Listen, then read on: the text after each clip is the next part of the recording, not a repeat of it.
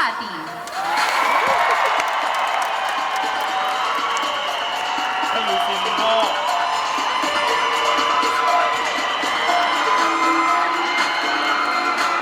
Hello, Tia. Hi.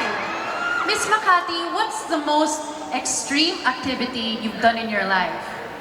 Well, I think the most extreme activity I did in my life is go scuba diving with sharks. I do have a taste for adrenaline, and anything that kind of feels that rush really excites me. I do love choosing choosing bravery over fear, because that's when you really are brave enough to conquer your fears, and that's something that's so important for every individual. Thank you so much. Next up, we have Miss Pasay.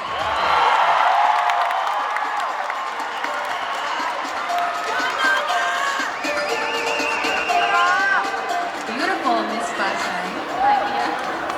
You grew up in both Italy and the Philippines. Yes. What would you say are your best Filipino and Italian traits?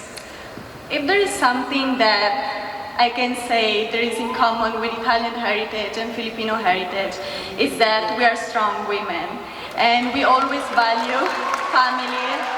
Thank you. And we always value family. If there is something that my mom always taught me, is be grateful for your family, for your loved ones, and the people around you. Because when you're grateful and kind, people will be kind as well and grateful for you.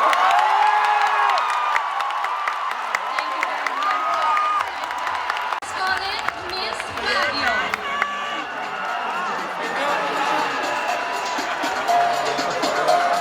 Ayusin mo, Ghenesis! Glowing in gold, Miss Baguio. Thank you. Good evening. You love to paint, right? Definitely. What's your favorite color in the rainbow? Oh, my favorite color is red. To tell you a story, red is something that signifies where I came from, where my hometown is. When I look at red, it's something that makes me powerful, makes me confident. That is why I know that with red, I am confident and beautiful with it. Very well said. Thank you so much, Miss Baguio.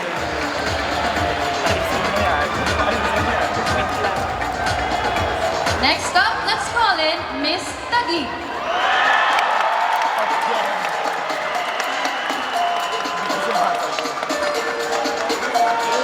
Looking beautiful, Miss Taguig. Hi, Pia. I'd like to say, good evening, Moa Arena, and good evening, universe! Miss Taguig, you already climbed 8 mountains today. What's your favorite so far? You know, one fun fact about this is I've climbed 8 mountains with my 8-year boyfriend, and he's watching with us tonight. He is so supportive, and what mountain that I love? All 8 mountains that I've climbed, because all of that is very memorable because I'm with him. Thank you so much. Special mention. Thank you, Miss Taguig. Next up, let's talk to Miss Misamis, Oriental.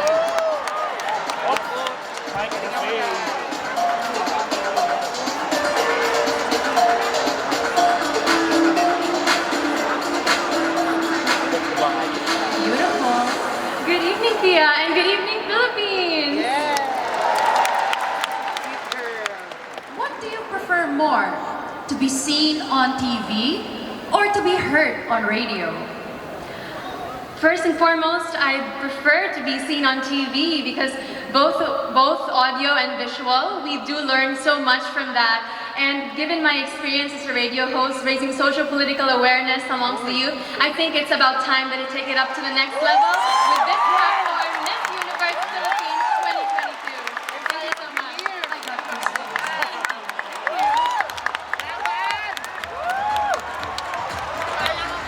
Next up, let's call in Miss Cebu Province. Ayos ka, Lu!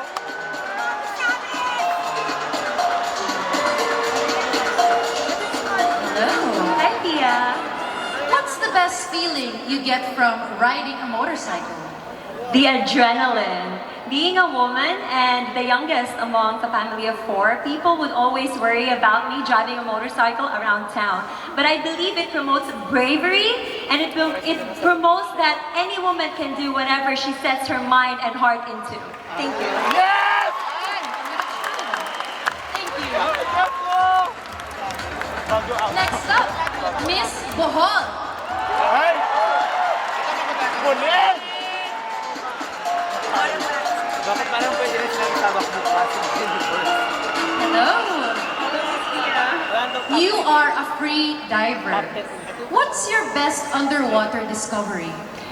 It's the beauty of Bohol in a completely different angle. And I wish more and more people could get into freediving so that maybe I could tour them when they go to Bohol so we can discover more of the beauty that is very unique from a different perspective, because there's really so much more to Bohol and the Philippines than meets the eye. I think I'm gonna try that. Thank you, Miss Bohol.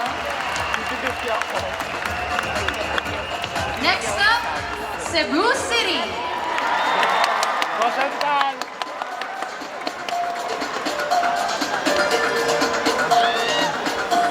Contest sila ng chat. Good evening, Pia. You look absolutely stunning. Good evening, and you too. What's the best takeaway that you have from teaching?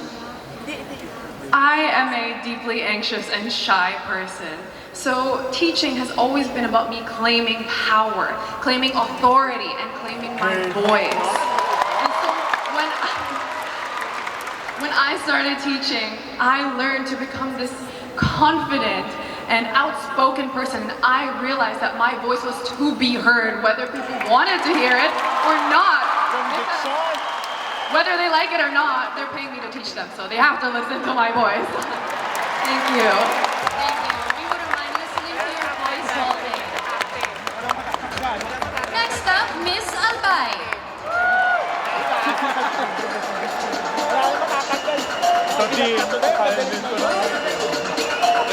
Stunning. Good evening, Pia. It's the most beautiful night in the universe. Miss Albay, what did you buy with the earnings that you had from selling candies at the age of 12? I would actually like to correct that. That wasn't my voiceover.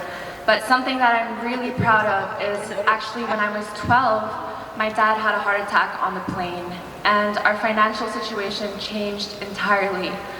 They couldn't afford to send me to school, so I withdrew from school.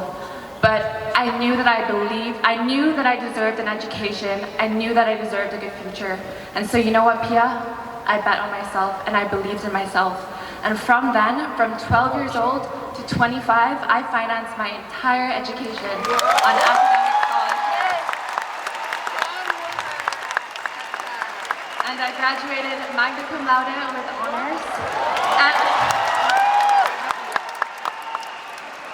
And with that story, I want to tell everyone here that you deserve it. You deserve an education, you deserve a future, and you can do it. Because if I believed in myself and I did it, then I know that you can too. Beautifully said, Miss Albay. Thank you so much. From the top. Next up, we have Iloilo Province. Pati ito. Sumasagot ko. Tanggal na yung buhok dahil. Tanggal na yung buhok